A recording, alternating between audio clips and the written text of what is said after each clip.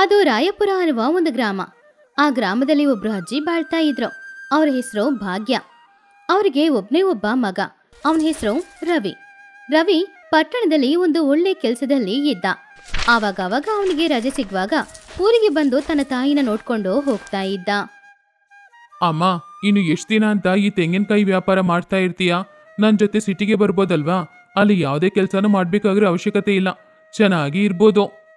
ನನ್ನಿಂದ ಪಟ್ಟಣದಲ್ಲಿ ಇರಕ್ಕಾಗಲ್ಲ. ಈ ಊರಲ್ಲಿ ಇರೋದು ನನಗೆ ತುಂಬಾ ಇಷ್ಟ. ಈ ಊರಲ್ಲಿ ನನ್ನ ವ್ಯಾಪಾರ ಬೇರೆ ಇದೆ ಕಣೋ.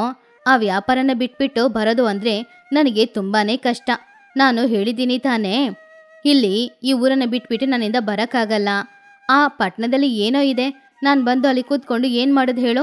ಅದೇ ಇಲ್ಲಂದ್ರೆ ನನಗೆ ಎಲ್ರೂ ಗೊತ್ತಿರೋರು, ನನಗೆ ತುಂಬಾನೇ ಇಷ್ಟವಾದ ನನ್ನ ತೆಂಗಿನಕಾಯಿ ವ್ಯಾಪಾರ ಬೇರೆ ಇದೆ. ನನಗೆ ಬರಬೇಕು ಅಂತ ಅನಿಸುವಾಗ ನಾನೇ ಅಲ್ಲಿಗೆ ಬರ್ತೀನಿ, ಸರಿನಾ? ಎಷ್ಟು ಹೇಳಿದ್ರು ನೀನು ಕೇಳಲ್ಲ ಅಲ್ವಾ?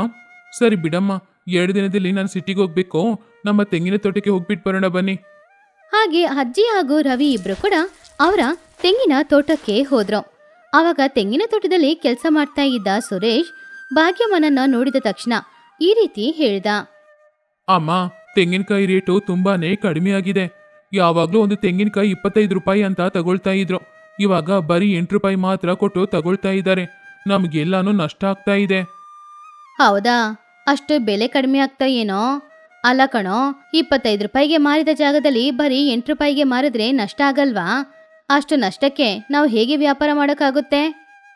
ಹೊರಗಡೆ ಎಲ್ಲರೂ ನಷ್ಟಕ್ಕೇನೆ ಮಾರ್ತಾ ಇದ್ದಾರೆ ಅಮ್ಮ. ನಾವು ಕೂಡ ಹಾಗೇನೆ ಮಾರಬೇಕು, ಇಲ್ಲಾಂದ್ರೆ ತೆಂಗಿನಕಾಯಿ ಎಲ್ಲಾನು ಹಾಳಾಗಲ್ವಾ? ಹಾಗೆ ಸುರೇಶ್ ಹೇಳಿದನ್ನ ಕೇಳಿ ಭಾಗ್ಯ ಹಾಗೂ ರವಿ ಇಬ್ರು ಮನೆಗೆ ಬಂದ್ರು. ಮನೆಗೆ ಬಂದ್ಮೇಲೆ ರವಿ ಅವನ ತಾಯಿ ಹತ್ರ ಈ ರೀತಿ ಹೇಳ್ದ. ನೋಡಿದ್ಯಮ್ಮ, ನಾನು ಅದಕ್ಕೆ ಹೇಳಿದೆ, ಈ ವ್ಯಾಪಾರ ಯಾವುದು ಬೇಡ, ನನ್ನ ಜೊತೆ ಬಂದ್ಬಿಡು, ಸಂತೋಷವಾಗಿರೋಣ ಅಂತ. ಇವಾಗ್ಲಾದ್ರೂ ನನ್ನ ಮಾತು ಕೇಳಮ್ಮ. ಅದೆಲ್ಲ ಇರ್ಲಿ, ವ್ಯಾಪಾರ ಅಂದಮೇಲೆ ಲಾಭ ನಷ್ಟ ಎರಡೂ ಬಂದೇ ಬರುತ್ತೆ. ಲಾಭ ಬರುವಾಗ ಸಂತೋಷವಾಗಿ ಅದನ್ನ ಒಪ್ಕೊಳ್ಳೋದಿಲ್ವಾ? ಅದೇ ರೀತಿ ನಷ್ಟನ ಕೂಡ ಒಪ್ಕೊಳ್ಬೇಕು. ಸರಿ ಬಿಡು, ಈ ವ್ಯಾಪಾರದ ವಿಷಯ ಎಲ್ಲ ನಿನಗೆ ಯಾಕೆ ಹೇಳು? ಅದನ್ನೆಲ್ಲ ನೋಡ್ಕೊಳ್ಳೋಕ್ಕೆ ನಾನಿದ್ದೀನಿ. ನೀನು ನಿನ್ನ ಕೆಲಸನ ಮಾತ್ರ ಸರಿಯಾಗಿ ನೋಡ್ಕೊಪ್ಪ. ಹಾಗೆ 2 ದಿನಾನೂ ಹೋಯ್ತು. ರವಿ ಪಟ್ನಕ್ಕೆ ಹೋಗ್ಬೇಕಾಗಿರೋ ಸಮಯ ಬಂತು. ಒಂದ್ಸಲ ನಾನು ಹೇಳಿದ್ರ ಬಗ್ಗೆ ಯೋಚನೆ ಮಾಡಿ ನೋಡಮ್ಮ.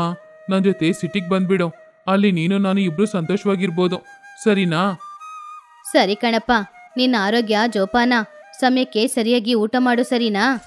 ಹಾಗೆ ರವಿ ಅಲ್ಲಿಂದ ಪಟ್ನಕ್ಕೆ ಹೋದ್ಮೇಲೆ ಸುರೇಶ್ ಭಾಗ್ಯಮ್ಮನ ಹತ್ತಿರ ಬಂದು ಈ ರೀತಿ ಹೇಳ್ದ.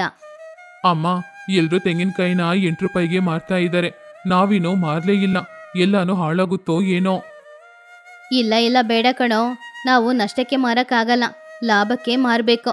ಆದ್ರಿಂದ ಆ ಬೆಲೆಗೆ ಕೊಡಬೇಡ.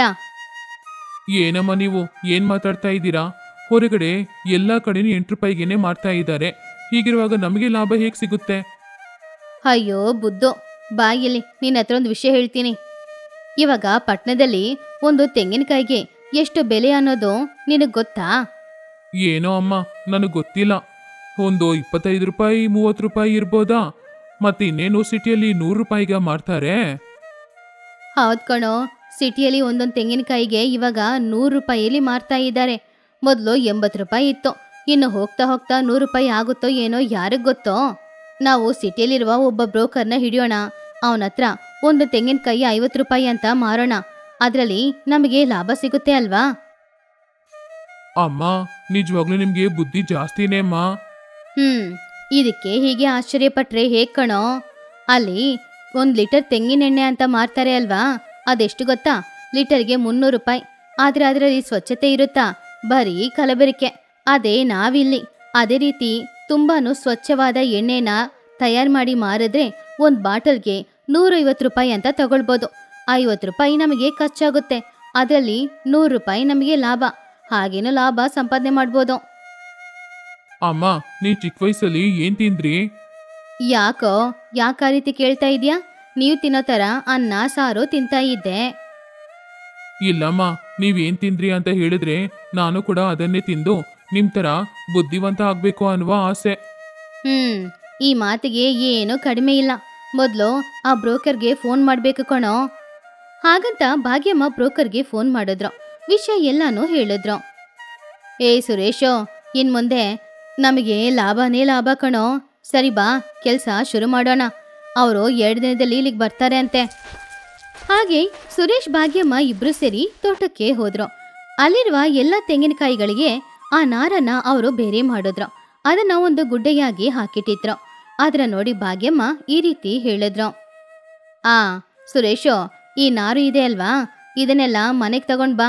ನಾನು ಇದರಿಂದ ಏನಾದ್ರೂ ಒಂದು ತಯಾರು ಮಾಡ್ಬೇಕು. ಏನಮ್ಮ ನೀವು ಏನ್ ಹೇಳ್ತಾ ಇದ್ದೀರಾ? ಇದನ್ನ ಇಟ್ಕೊಂಡು ಏನ್ ಮಾಡ್ತೀರಾ? ಹೇಳಿದ್ ಮಾತ್ರ ಮಾಡೋ, ಪ್ರಶ್ನೆ ಕೇಳ್ಬೇಡ. ಬೇಗ ಮನೆಗೆ ಕೊಟ್ಕಳ್ಸೋ. ಹಾಗೆ ಆ ತೆಂಗಿನ ನಾರಿಂದ ಭಾಗ್ಯಮ್ಮ ತುಂಬಾನು ಅಂದವಾದ ಡೋರ್ ಮ್ಯಾಟ್ಗಳನ್ನ ತಯಾರು ಮಾಡ್ತಾ ಇದ್ರು. ಅದನ್ನ ನೋಡ್ತಾ ಇದ್ದ ಸುರೇಶ್ ಅಂತೂ ಆ ಡೋರ್ ಮ್ಯಾಟ್ನ ನೋಡಿ ತುಂಬಾನು ಆಶ್ಚರ್ಯಪಟ್ಟ. ಹಾಗೆ 2 ದಿನ ಆದ್ಮೇಲೆ ಬ್ರೋಕರ್ ಅಲ್ಲಿಗೆ ಬಂದ. ಅಮ್ಮ ಭಾಗ್ಯಮ್ಮ, ತಗೊಳ್ಳಿ ನಿಮ್ಮ ತೆಂಗಿನಕಾಯಿಗೆ ಬಂದಿರುವ ಲಾಭ. ಅರೆ, ಇದೇನಿದು ಡೋರ್ ಮ್ಯಾಟಾ? ನೋಡಕ್ಕೆ ತುಂಬಾ ಚೆನ್ನಾಗಿದೆ. ಅದು ನಮ್ಮಮ್ಮ ತೆಂಗಿನ ನಾರಿಂದ ಮಾಡಿರುವ ಮ್ಯಾಟ್. ಅದು ಏನೋ ತೆಂಗಿನ ನಾರಿಂದ ಮಾಡಿರುವ ಮ್ಯಾಟಾ? ನೋಡಕ್ಕಂತೂ ತುಂಬಾನೇ ಚೆನ್ನಾಗಿದೆ. ಒಂದು ಮ್ಯಾಟಿಗೆ ಎಷ್ಟು ರೇಟ್ ಅಮ್ಮ? ಈ ಒಂದೊಂದು ಮ್ಯಾಟ್ಗೆ 50 ರೂಪಾಯಿ. ನಿಮಗೆ ಯಾವಾಗ ಎಷ್ಟು ಮ್ಯಾಟ್ ಬೇಕು ಅಂತ ಹೇಳಿ, ನಾನು ತಯಾರು ಮಾಡಿ ಇಡ್ತೀನಿ. ನಾನು ಪುನಃ 1 ವಾರದಲ್ಲಿ ಇಲ್ಲಿಗೆ ಬರ್ತೀನಿ. ಇನ್ನು ಏನೇನಿದೆ ನಿಮ್ಮ ಹತ್ರ? ನಾವು ಸ್ವಚ್ಛವಾದ ತೆಂಗಿನೆಣ್ಣೆನೂ ಮಾರ್ತಾ ಇದ್ದೀವಿ. ಹಾ, ಸ್ವಚ್ಛವಾದ ಎಣ್ಣೆ ನಮ್ಮ ಸಿಟಿಯಲ್ಲಿ ಎಲ್ಲಿ ಸಿಗ್ತಾ ಇದೆ? ಎಲ್ಲಾನು ಕಲಬೆರಕೆ ಎಣ್ಣೆನೆ. ಆದ್ರೆ ಈ ವಯಸ್ಸಲ್ಲೂ ಇಷ್ಟು ಚುರುಕಾಗಿ ಏನೇನೋ ಕೆಲಸ ಮಾಡ್ತಾ ಇದ್ದೀರಮ್ಮ ನೀವು. ನೀವು ತುಂಬಾನೇ ಗ್ರೇಟು. ಸರಿಯಮ್ಮ ಅವರೇ, ಹಾಗಾದ್ರೆ 1 ವಾರದಲ್ಲಿ ಬಂದು ಈ ಡೋರ್ ಮ್ಯಾಟ್ ಎಲ್ಲಾನು ತಗೊಂಡು ಹೋಗ್ತೀನಿ. ಹಾಗೇನೆ ಮುಂದಿನ ವಾರ ಬಂದು ನಾನು ತೆಂಗಿನೆಣ್ಣೆ ತಗೊಂಡು ಹೋಗ್ತೀನಿ. ಹಾಗಂತ ಹೇಳಿ, ಅಯ್ಯೋ ಮರ್ತದೆ, ತೆಂಗಿನೆಣ್ಣೆ ಬಾಟ್ಲಿಗೆ ಎಷ್ಟು ರೂಪಾಯಿ? ಒಂದೊಂದು ಬಾಟಲ್ಗೆ 150 ರೂಪಾಯಿ ಬೆಲೆ ಇಟ್ಟಿದ್ದೀನಿ. ಆದ್ರೆ ಎಣ್ಣೆ ಸ್ವಚ್ಛವಾಗಿರುತ್ತೆ. ನಮ್ಮಮ್ಮ ಅಂದ್ರೇನೆ ಪ್ಯೂರ್ ಅಂದ್ರೇನೆ ನಮ್ಮಮ್ಮ. ನಮ್ಮಮ್ಮ ಮಾಡೋ ಎಲ್ಲಾನು ತುಂಬಾ ಪ್ಯೂರ್ ಆಗಿರುತ್ತೆ. ಹಾಗೆ 1 ವಾರದ ಮೇಲೆ ಆ ಊರಿಗೆ ದೊಡ್ಡ ದೊಡ್ಡ ಗಾಡಿಗಳು ಬಂತು. ಅದನ್ನು ನೋಡ್ತಾ ಇದ್ದ ಊರಿನ ಪ್ರಜೆಗಳು ಎಲ್ರು ಕೂಡ ಯಾರ ಮನೆಗೆ ಇಷ್ಟು ದೊಡ್ಡ ದೊಡ್ಡ ಗಾಡಿಗಳು ಹೋಗ್ತಾ ಇದೆ ಅಂತ ನೋಡ್ತಿದ್ರು. ತಗೊಳ್ಳಿ ಅಮ್ಮ, ಡೋರ್ ಮ್ಯಾಟ್ಸ್ಗೆ ಕೊಡ್ಬೇಕಾಗಿರೋ ಹಣ. ಮುಂದಿನ ವಾರ ಬಂದು ನಾನು ತೆಂಗಿನೆಣ್ಣೆ ತಗೊಂಡು ಹೋಗ್ತೀನಿ. ಒಳ್ಳೇದು, ಹೋಗಿ ಬನ್ನಿ. ನೀವು ಮುಂದಿನ ವಾರ ಬರುವಾಗ ಎಣ್ಣೆ ತಯಾರಾಗಿರುತ್ತೆ. ಹಾಗೆ ಪುನಃ 1 ವಾರ ಹೋಯ್ತು. ಪುನಃ ಒಂದು ದೊಡ್ಡ ಗಾಡಿ ಊರಿಗೆ ಬಂತು. ಅದನ್ನು ನೋಡಿದ ಊರಿನ ಪ್ರಜೆಗಳು ಎಲ್ರು ಕೂಡ ತುಂಬಾನು ಆಶ್ಚರ್ಯಪಟ್ರು. ತಗೊಳ್ಳಿ ಅಮ್ಮ, ತೆಂಗಿನೆಣ್ಣೆಗೆ ನಿಮಗೆ ಕೊಡ್ಬೇಕಾಗಿರುವ ಹಣ. ಮುಂದಿನ ವಾರ ಬರ್ತೀನಿ. ತೆಂಗಿನಕಾಯಿ ಎಲ್ಲಾನು ರೆಡಿ ಮಾಡಿಟ್ಟಿರಿ. ಇನ್ನು ವಾರ ಬರ್ಬೇಕಾಗುತ್ತೋ ಏನೋ. ಸರಿ, ನೀವು ಹೋಗಿ ಬನ್ನಿ. ನಾನು ಎಲ್ಲಾನು ತಯಾರು ಮಾಡಿ ಇಟ್ಟಿರ್ತೀನಿ.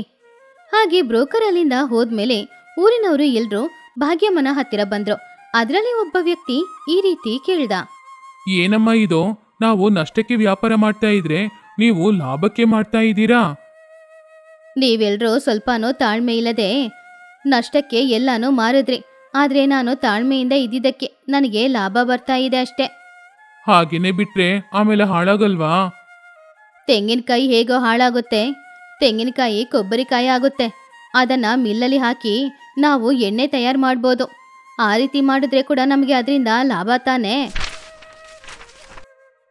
ಹಾಗೆ ಭಾಗ್ಯಮ್ಮ ಸ್ವಲ್ಪ ದಿನಗಳಲ್ಲಿ ಒಂದು ಅಂಗಡಿನ ಓಪನ್ ಮಾಡಿದ್ರು. ಅದರಲ್ಲಿ ಕೆಲವು ಹೆಣ್ಣುಗಳಿಗೆ ಕೆಲಸ ಕೊಟ್ರು. ಅವರೆಲ್ಲರೂ ಕೂಡ ಡೋರ್ ತಯಾರು ಮಾಡ್ತಾ ಇದ್ರು. ಹಾಗೇನೆ ವಾರ ಗಾಡಿ ಬರ್ತಾ ಇತ್ತು. ಎಲ್ಲ ಪ್ರಾಡಕ್ಟ್ಗಳು ಆನ್ಲೈನ್ನಲ್ಲಿ ವ್ಯಾಪಾರ ಆಗ್ತಿತ್ತು. ಆನ್ಲೈನ್ನಲ್ಲಿ ಆ ಪ್ರಾಡಕ್ಟ್ಗಳನ್ನ ನೋಡಿ ರವಿ ಊರಿಗೆ ಬಂದ. ಏನಮ್ಮ ಇದು? ನಷ್ಟದಲ್ಲಿದೆ ವ್ಯಾಪಾರ ಅಂತ ಅಂದ್ಕೊಂಡ್ರೆ ಈ ರೀತಿ ತುಂಬಾನೇ ಲಾಭ ಬರ್ತಾ ಇದೆ. ನಿಜವಾಗ್ಲೂ ನೀನು ತುಂಬಾನೇ ಗ್ರೇಟ್ ಅಮ್ಮ. ಬುದ್ಧಿಗೋ ವಯಸ್ಸಿಗೋ ಏನೋ ಸಂಬಂಧ. ಯಾವಾಗ್ಲೂ ಸ್ವಲ್ಪ ತಾಳ್ಮೆಯಿಂದ ಯೋಚನೆ ಮಾಡಿ ಎಲ್ಲ ಕೆಲಸನೂ ಮಾಡಿದ್ರೆ ನಾವದ್ರಲ್ಲಿ ಗೆಲ್ಬೋದು. ಒಂದು ಅಂದವಾದ ಊರಿನಲ್ಲಿ ಕೀರ್ತಿ ಹಾಗೂ ಬಾಲು ಅನ್ನುವ ಇಬ್ರು ಅಕ್ಕ ತಮ್ಮ ಬಾಳ್ತಿದ್ರು. ಒಂದಿನ ಅವರಿಬ್ರು ನಡ್ಕೊಂಡು ಹೋಗ್ತಿದ್ದಾಗ ಆ ಊರಿನಲ್ಲಿದ್ದ ಮುಖ್ಯಸ್ಥ ದುರ್ಗಾರಾವ್ ನೋಡಿ, ಏನ್ ಕೀರ್ತಿ ಬಾಲು, ಯಾವಾಗ ನೋಡಿದ್ರು ಸುಮ್ನೆ ಊರಲ್ಲಿ ಅಲ್ಲಲ್ಲಿ ತಿರುಗಾಡ್ತಾ ಇರ್ತೀರಾ? ಬೇರೆ ಕೆಲ್ಸ ಇಲ್ವಾ ನಿಮ್ಗೆ? ಯಾಕೆ ನೀವು ಮಕ್ಕಳು ಯಾರು ಸ್ಕೂಲಿಗೆ ಹೋಗೋದಿಲ್ಲ? ಓದ್ಕೊಳ್ಬೇಕು ಅನ್ನುವ ಆಸೆ ಇಲ್ವಾ ನಿಮ್ಗೆ? ನಿಮ್ ಕಾಲದಲ್ಲಿ ಸ್ಕೂಲಿಗೆ ಹೋದ್ರೆ ಟೀಚರ್ಸ್ ಏನ್ ಮಾಡ್ತಾರೆ? ಪಾಠ ಹೇಳಿಕೊಡ್ತಾರೆ ತಾನೇ. ಆದ್ರೆ ಇವಾಗ ನೀವು ಸ್ಕೂಲಿಗೆ ಹೋಗಿ ನೋಡಿ, ಟೀಚರ್ಸ್ ಎಲ್ರು ಫೋನ್ ಇಟ್ಕೊಂಡು ಕೂತ್ಕೊಂಡಿದ್ದಾರೆ. ಮಕ್ಕಳನ್ನ ಹಾಗೇನೆ ಬಿಟ್ಬಿಡ್ತಿದ್ದಾರೆ. ಇದಕ್ಕೆ ನಾವ್ ಯಾಕೆ ಸ್ಕೂಲಿಗೆ ಹೋಗ್ಬೇಕು? ಮನೇಲಿ ಇರ್ಬೋದಲ್ವಾ? ಏನೋ ಟೀಚರ್ಸ್ ಯಾರು ಪಾಠ ತೆಗಿತಾ ಇಲ್ವಾ? ಈ ವಿಷಯ ನನ್ನ ಕಿವಿಗೆ ಬರ್ಲೇ ಇಲ್ವಲ್ಲ. ಸರಿ, ಸ್ಕೂಲಿಗೆ ಹೋಗಿ ನೀವು ಹೇಳಿದ್ದು ನಿಜಾನ ಇಲ್ವಾ ಅಂತ ನೋಡ್ತೀನಿ. ಒಂದ್ ವೇಳೆ ನಿಜ ಆದ್ರೆ ಆವಾಗ ಇದೆ ಆ ಟೀಚರ್ಸ್ಗಳಿಗೆ. ಮೊದಲು ಟೀಚರ್ಗಳನ್ನ ನೀವು ಸರಿ ಮಾಡಿ, ಆಮೇಲೆ ಮಕ್ಳೆಲ್ರು ಖಂಡಿತ ಸ್ಕೂಲಿಗೆ ಬರ್ತೀವಿ. ನಾನು ಅಕ್ಕ ಕೂಡ ನಾಳೆನೇ ಸ್ಕೂಲಿಗೆ ಬರ್ತೀವಿ. ಈ ಮಾತಲ್ಲೇ ಇರಿ, ನಾಳೆ ನೀವು ಸ್ಕೂಲಿಗೆ ಹೋಗಕ್ಕೆ ರೆಡಿಯಾಗಬೇಕು. ಹಾಗಂತ ಹೇಳಿ ಮುಖ್ಯಸ್ಥರಾದ ದುರ್ಗಾರಾವ್ ತಕ್ಷಣ ಆ ಊರಿನಲ್ಲಿರುವ ಸ್ಕೂಲಿಗೆ ಹೋದ್ರು. ಅಲ್ಲಿ ಅಡಿಗೆ ಕೆಲಸ ಮಾಡುವ ಸತ್ಯಮ್ಮನನ್ನ ಸ್ವಲ್ಪ ದೂರ ಕರ್ಕೊಂಡು ಹೋಗಿ, ಸತ್ಯಮ್ಮ, ನಾನಿವಾಗ ಒಂದು ಪ್ರಶ್ನೆ ಕೇಳ್ತೀನಿ, ಯಾರಿಗೂ ಹೆದರದೆ ನಿಜ ಮಾತ್ರ ಹೇಳ್ಬೇಕು. ಅಯ್ಯವ್ರೆ, ನನಗೆ ಗೊತ್ತಿರುವ ವಿಷಯ ಅಂದ್ರೆ ಖಂಡಿತ ನಿಜ ಹೇಳ್ತೀನಿ, ಏನಂತ ಕೇಳಿ. ಹೌದು, ಈ ಸ್ಕೂಲಲ್ಲಿರುವ ಟೀಚರ್ಗಳು ಎಲ್ರೂ ಕೂಡ ಮಕ್ಕಳಿಗೆ ಸರಿಯಾಗಿ ಪಾಠ ತೆಗಿತಾ ಇದ್ದಾರಾ ಇಲ್ವಾ? ಅಯ್ಯೋ ದಣಿ, ಏನಂತ ಹೇಳೋದು, ಯಾರು ಮಕ್ಕಳಿಗೆ ಪಾಠನೇ ತೆಗೆಯೋದಿಲ್ಲ. ಎಲ್ರೂ ಫೋನ್ನ ಕೈಯಲ್ಲಿ ಹಿಡ್ಕೊಂಡು ಮಕ್ಕಳನ್ನ ಅವರಿಷ್ಟಕ್ಕೆ ಅವರನ್ನ ಓದ್ಕೊಳ್ಳೋಕೆ ಹೇಳ್ತಿದ್ದಾರೆ, ಇಲ್ಲಾಂದ್ರೆ ಆಟ ಆಡಕ್ಕೆ ಹೇಳ್ತಾ ಇದ್ದಾರೆ. ಓಹೋ, ಹಾಗಾದ್ರೆ ಮಕ್ಳಿಬ್ರು ಹೇಳಿದ್ದು ನಿಜಾನೇ ಅಂತ ಅರ್ಥ. ಸರಿ ಸರಿ, ಇವಾಗ ಈ ಟೀಚರ್ಗಳನ್ನ ಏನ್ ಮಾಡ್ತೀನಿ ಅಂತ ನೋಡು. ಹಾಗಂತ ಹೇಳಿ ದುರ್ಗಾರಾವ್ ಆ ಸ್ಕೂಲಿನಲ್ಲಿದ್ದ ಪ್ರಿನ್ಸಿಪಲ್ ಆದ ಮಮತಾ ಟೀಚರ್ ಹತ್ರ ಹೋಗಿ, ಏನ್ ಮೇಡಮ್ ಇದು, ಏನ್ ಮಾಡ್ತಾ ಇದ್ದೀರಾ? ಮಕ್ಕಳಿಗೆ ಪಾಠ ಹೇಳಿಕೊಡ್ಬೇಕಾಗಿರೋ ನೀವೇ ಮಕ್ಕಳನ್ನ ತಪ್ಪಾದ ದಾರಿಗೆ ಕರ್ಕೊಂಡು ಹೋಗ್ತಾ ಇದ್ದೀರಾ? ನಮ್ಮನ್ನ ಕ್ಷಮಿಸ್ಬಿಡಿ ಸರ್, ನಾವು ಬೇಕಂತ ಹಾಗೆ ಮಾಡಿಲ್ಲ. ಆದ್ರೆ ನಾವು ಮಾಡಿದ್ದು ತಪ್ಪೆ. ಇನ್ ಮುಂದೆ ಈ ರೀತಿ ಏನೋ ನಡೆದೇ ಇರುವ ಹಾಗೆ ನಾನ್ ನೋಡ್ಕೊಳ್ತೀನಿ. ಇನ್ನೊಂದ್ಸಲ ಈ ರೀತಿ ನಡೆದ್ರೆ ಆಮೇಲೆ ನಿಮ್ ಕೆಲ್ಸ ಹೋಗುತ್ತೆ, ನೀವೆಲ್ರೂ ಮನೆಗೆ ಹೋಗ್ಬೇಕಾಗುತ್ತೆ. ಹಾಗಂತ ಹೇಳಿ ದುರ್ಗಾರಾವ್ ಅಲ್ಲಿಂದ ಹೊರಟು ಹೋದ್ರು. ಅದನ್ನು ಕೇಳಿ ಟೀಚರ್ಗೆ ತುಂಬಾನೇ ಭಯ ಆಯ್ತು. ಮಕ್ಕಳಿಗೆ ಇವತ್ತಿಂದ ಸರಿಯಾಗಿ ಪಾಠ ಹೇಳಿಕೊಡ್ಬೇಕು ಅಂತ ಅನ್ಕೊಂಡ್ರು. ಹೀಗಿರುವಾಗ ಮರುದಿನ ಬೆಳಗ್ಗೆ ಸ್ಕೂಲಲ್ಲಿದ್ದ ಮಕ್ಕಳು ಎಲ್ರಿಗೂ ಕೂಡ ಮಮತಾ ಟೀಚರೇ ಚೆನ್ನಾಗಿ ಪಾಠ ಹೇಳಿಕೊಡಕ್ಕೆ ಶುರು ಮಾಡಿದ್ರು. ಆದ್ರಿಂದ ಮಕ್ಕಳು ಎಲ್ರೂ ಕೂಡ ಆಸಕ್ತಿಯಿಂದ ಸ್ಕೂಲಿಗೆ ಹೋಗಕ್ಕೆ ಶುರು ಮಾಡಿದ್ರು. ಈ ವಿಷಯ ಹಾಗೆ ಹೀಗೆ ಅಂತ ಬಾಲುಗೆ ಗೊತ್ತಾಯ್ತು. ಬಾಲು ತುಂಬಾನು ಸಂತೋಷಪಟ್ಟ. ಆ ವಿಷಯನ ತನ್ನ ಅಕ್ಕನ ಹತ್ತಿರ ಹೇಳ್ದ. ಅಕ್ಕ, ನಿನಗ್ ಗೊತ್ತಾ, ನಮ್ಮೂರಿನ ಮುಖ್ಯಸ್ಥರು ಹೇಳಿದ ವಿಷಯನ ಹಾಗೇನೆ ಮಾಡಿದ್ದಾರೆ. ಪ್ರಿನ್ಸಿಪಲ್ನ ಲೆಫ್ಟು ರೈಟು ಅಂತ ಬೈದ್ರಂತೆ. ಆದ್ರಿಂದ ಎಲ್ರೂ ಚೆನ್ನಾಗಿ ಪಾಠ ಹೇಳಿಕೊಡ್ತಿದ್ದಾರೆ ಅಂತೆ. ಮಕ್ಳೆಲ್ರೂ ಕೂಡ ಸ್ಕೂಲಿಗೆ ಹೋಗ್ತಾ ಇದ್ದಾರೆ ಅಕ್ಕ. ಹೌದಾ ಕಣೋ, ಹಾಗಾದ್ರೆ ನಾವು ಅವ್ರಿಗೆ ಮಾತು ಕೊಟ್ಟ ಹಾಗೆ ನಾಳೆನೆ ಸ್ಕೂಲಿಗೆ ಹೊರಟು ಹೋಗಿ ಚೆನ್ನಾಗಿ ಓದ್ಕೊಳ್ಬೇಕು. ಹೌದಕ್ಕ, ನಾಳೆಯಿಂದ ಬೆಳಗ್ಗೆ ಸ್ಕೂಲಿಗೆ ಹೋಗ್ಬೇಕು. ಮನೆಗೆ ಬರೋಕ್ಕೆ ಹೇಗೂ ಸಂಜೆ ಸಮಯ ಆಗ್ಬಿಡುತ್ತೆ ಅಲ್ವಾ? ಆದ್ರಿಂದ ಈ ವಿಷಯನ ಮೊದಲು ಅನಸೂಯಮ್ಮನ ಹತ್ರ ಹೇಳ್ಬೇಕು. ಅನಸೂಯಮ್ಮ ಕೀರ್ತಿ ಹಾಗೂ ಬಾಲು ಒಳ್ಳೇದು ಕೆಟ್ಟದು ಎಲ್ಲನೂ ನೋಡ್ಕೊಳ್ಳುವ ಒಬ್ರು ವ್ಯಕ್ತಿ. ಹೀಗಿರುವಾಗ ಮರುದಿನ ಬೆಳಗ್ಗೆ, ಅನಸೂಯಮ್ಮ, ನಾನು ಅಕ್ಕ ಇಬ್ರು ಸ್ಕೂಲಿಗೆ ಹೋಗ್ತಾ ಇದ್ದೀವಿ. ನಾವು ಬರಕ್ಕೆ ಸಂಜೆ ಸಮಯ ಆಗುತ್ತೆ. ಇವತ್ತಿಂದ ಚೆನ್ನಾಗಿ ಓದ್ಕೊಳ್ಬೇಕು. ನಾವು ಬರೋ ತನಕ ನೀವು ಜೋಪಾನವಾಗಿ ಮನೇಲಿರಿ. ತುಂಬಾ ಒಳ್ಳೆ ವಿಷಯ ಹೇಳಿದೀರಾ ಮಕ್ಳೇ. ನಾನು ಸ್ಕೂಲಿಗೆ ಹೋಗಿ ಅಂದ್ರೂ ಕೂಡ ನೀವು ಹೋಗಲ್ಲ ಅಂತ ಹಠ ಹಿಡಿತೀರಾ. ಇವಾಗ ನೀವೇ ಹೋಗ್ತೀನಿ ಅಂತ ಹೇಳ್ತಾ ಇರುವಾಗ ನನಗ್ ತುಂಬಾನೇ ಸಂತೋಷ ಆಗ್ತಾ ಇದೆ. ಹಾಗೆ ಅನಸೂಯಮ್ಮನ ಹತ್ರ ಹೇಳಿ ಕೀರ್ತಿ ಬಾಲು ಇಬ್ರು ಕೂಡ ತುಂಬಾನು ಆಸಕ್ತಿಯಿಂದ ಆ ದಿನ ಸ್ಕೂಲಿಗೆ ಹೊರಟು ಬಂದ್ರು. ಮೊದಲನೇ ದಿನ ಮಮತಾ ಟೀಚರೇ ಬಂದು ಮಕ್ಳೆಲ್ರಿಗೂ ಕೂಡ ಪಾಠ ತೆಗಿತಿದ್ರು. ಮಕ್ಳೇ, ಇವತ್ತು ತುಂಬಾ ಮುಖ್ಯವಾದ ಪಾಠನ ಹೇಳಿಕೊಡ್ತಾ ಇದ್ದೀನಿ. ಅಂದ್ರೆ ಹಗಲು ರಾತ್ರಿ ಬಗ್ಗೆ. ಓಹೋ, ಹಗಲು ರಾತ್ರಿ ಹೇಗಾಗ್ತಾ ಇದೆ ಅಂತ ನೀವು ಹೇಳ್ತೀರಾ ಮೇಡಮ್? ಹೌದು, ಹೇಳ್ತೀನಿ. ಭೂಮಿ ಯಾವಾಗ್ಲೂ ತಿರುಗ್ತಿರುತ್ತೆ ಅನ್ನೋದು ಗೊತ್ತಾನೆ. ಅದು ಸೂರ್ಯನ ಸುತ್ತ ತಿರುಗೋದ್ರಿಂದ ನಮಗೆ ಹಗಲು ರಾತ್ರಿ ಬರ್ತಾ ಇದೆ. ನಿಮ್ಗೊಂದು ವಿಷಯ ಗೊತ್ತಾ? ಕೆಲವು ಪ್ರದೇಶಗಳಲ್ಲಿ ರಾತ್ರಿನೇ ಇರಲ್ಲ, ಬರೀ ಹಗಲು ಮಾತ್ರ ಇರುತ್ತೆ. ಏನೋ ರಾತ್ರಿನೇ ಇರಲ್ವಾ, ಹಗಲು ಮಾತ್ರನಾ? ಅಂತ ಪ್ರದೇಶಗಳು ಎಲ್ಲಿದೆ ಮೇಡಮ್? ಇರುತ್ತೆ ಬಾಲು. ಅದು ಸುಮಾರು ದೂರದಲ್ಲಿರುವ ಜಾಗ. ಅಲ್ಲಿ ಯಾವಾಗ್ಲೂ ಬರೀ ಸೂರ್ಯ ಮಾತ್ರ ಇರ್ತಾನೆ. ಅಂದ್ರೆ ಮುಂಜಾನೆ 4 ಗಂಟೆಗೆ ಸೂರ್ಯ ಬರ್ತಾನೆ, ಬಿಸಿಲು ಬರುತ್ತೆ, ತುಂಬಾ ಸೆಕೆ ಇರುತ್ತೆ. ಹಾಗೇನೆ ಸಂಜೆ ಸಮಯ ಆದ್ರೂ ಸೂರ್ಯ ಅಂತೂ ಹೋಗೋದೇ ಇಲ್ಲ. ರಾತ್ರಿ 12 ಗಂಟೆ ಆದ್ರೂ ಕೂಡ ಸೂರ್ಯ ಹಾಗೇನೆ ಇರ್ತಾನೆ. ಹಾಗೇನೆ ಆ ಜಾಗದಲ್ಲಿ ಬಿಸಿಲು ಕೂಡ ಹಾಗೇನೆ ಇರುತ್ತೆ. ಹಾಗಾದ್ರೆ ಅಲ್ಲಿರೋರೆಲ್ಲ ಯಾವಾಗ ಊಟ ಮಾಡ್ತಾರೆ, ಯಾವಾಗ ನಿದ್ರೆ ಮಾಡ್ತಾರೆ? ಅವರು ನಮ್ ತರನೇ ಯಾವಾಗ್ಲೂ ಕೆಲಸ ಮಾಡ್ತಾನೆ ಇರ್ತಾರೆ. ಸೂರ್ಯನ ಬಗ್ಗೆ ಅವ್ರು ಏನೂ ಯೋಚನೆ ಮಾಡಲ್ಲ. ಯಾವಾಗ ಅನ್ಸುತ್ತೋ ಅವಾಗ ಎಲ್ಲಾನು ಮಾಡ್ಕೊಳ್ತಾರೆ. ಟೀಚರ್, ಇದು ತುಂಬಾ ಚೆನ್ನಾಗಿದೆ. ಆ ಜಾಗನ ನೋಡ್ಬೇಕು ಅಂತ ನಮಗ್ ಆಸೆ ಆಗ್ತಾ ಇದೆ. ಈ ಸಲ ಸ್ಕೂಲಿಂದ ಟೂರ್ ಹೋಗುವಾಗ ಆ ಜಾಗಕ್ಕೆ ನಮ್ಮನ್ನು ಕರ್ಕೊಂಡು ಹೋಗ್ತೀರಾ? ಅಯ್ಯೋ ಬಾಲು, ಅದು ಅಷ್ಟು ಸುಲಭ ಅಲ್ಲ. ಅದಕ್ಕೆ ಸುಮಾರು ಹಣನೂ ಖರ್ಚಾಗುತ್ತೆ. ಅದು ಅಲ್ಲದೆ ಅಷ್ಟು ದೂರ ನಮ್ಮಿಂದ ಹೋಗಕ್ಕಾಗಲ್ಲ ಅಲ್ವಾ? ಅದಕ್ಕೆ ನಾನೇ ಇಲ್ಲಿ ನಿಮ್ಗೆ ಆ ಥರ ರಾತ್ರಿ ಇಡೀ ಹಗಲಿರೋ ಥರ ಮಾಡ್ತೀನಿ. ಹೌದಾ ಟೀಚರ್, ಇದು ನಿಜವಾಗ್ಲೂ ತುಂಬಾ ಒಳ್ಳೆ ವಿಷಯನೇ. ನೀವು ಈ ತರ ಪಾಠ ತೆಗೆದ್ರೆ ನಮ್ಮಂತ ಚಿಕ್ಕ ಮಕ್ಕಳಿಗೆ ಸ್ಕೂಲಿಗೆ ಬರಕ್ಕೆ ಆಸಕ್ತಿ ಇರುತ್ತೆ. ಹೌದು, ನಿಜಾನೇ ಕೀರ್ತಿ. ಸರಿ, ನಾಳೆ ಬರುವಾಗ ನೀವೆಲ್ರೂ ಒಂದಿನಕ್ಕೆ ಬೇಕಾಗಿರೋ ಎಲ್ಲ ವಸ್ತುಗಳನ್ನ ತಗೊಂಡ್ ಬನ್ನಿ. ನಾಳೆ ನೀವೆಲ್ರೂ ಈ ಸ್ಕೂಲಲ್ಲಿ ಇರ್ಬೇಕು. ಸರಿ ಟೀಚರ್, ಖಂಡಿತ ತಗೊಂಡ್ ಬರ್ತೀವಿ. ಹಾಗೆ ಆ ದಿನ ಸಂಜೆ ಸಮಯ ಸ್ಕೂಲ್ ಬೆಲ್ ಹೊಡೆದಾಗ ಮಕ್ಳು ಎಲ್ರು ಕೂಡ ಮನೆಗೆ ವಾಪಸ್ ಹೋದ್ರು. ಆಮೇಲೆ ಮರುದಿನ ಬೆಳಿಗ್ಗೆ ಕೂಡ ಮಕ್ಳೆಲ್ರು ತುಂಬಾನು ಆಸಕ್ತಿಯಿಂದ ಸ್ಕೂಲಿಗೆ ಸಂತೋಷವಾಗಿ ಬಂದ್ರು. ಮಕ್ಳೇ, ಎಲ್ರು ಬಂದಿದ್ದೀರಾ? ಸರಿ, ನಾನೇನೆ ಒಂದಿನಕ್ಕೆ ಬೇಕಾಗಿರೋ ಎಲ್ಲ ವಸ್ತುಗಳನ್ನ ತಗೊಂಡ್ ಬರಕ್ ಕೇಳ್ದೆ ಅಲ್ವಾ? ತಗೊಂಡ್ ಬಂದಿದ್ದೀರಾ? ನಾವು ತಗೊಂಡ್ ಬಂದಿದ್ದೀವಿ ಟೀಚರ್. ಇವಾಗ ನೀವು ಗೇಟ್ ಕ್ಲೋಸ್ ಮಾಡ್ಕೊಳ್ಬೋದು. ಸರಿ, ಹಾಗಾದ್ರೆ ನಾನು ಸತ್ಯಮ್ಮನ ಹತ್ರ ಹೋಗಿ ಗೇಟ್ ಕ್ಲೋಸ್ ಮಾಡಿ ಕೇಳ್ತೀನಿ. ಹಾಗಂತ ಪ್ರಿನ್ಸಿಪಲ್ ಸತ್ಯಮ್ಮನ ಹತ್ರ ಹೊರಗಡೆಯಿಂದ ಯಾರು ಒಳಗಡೆ ಬರಬಾರ್ದು, ಒಳಗಡೆಯಿಂದ ಯಾರು ಹೊರಗಡೆ ಹೋಗ್ಬಾರ್ದು ಅಂತ ಹೇಳಿ ಗೇಟನ್ನ ಲಾಕ್ ಮಾಡಿದ್ರು.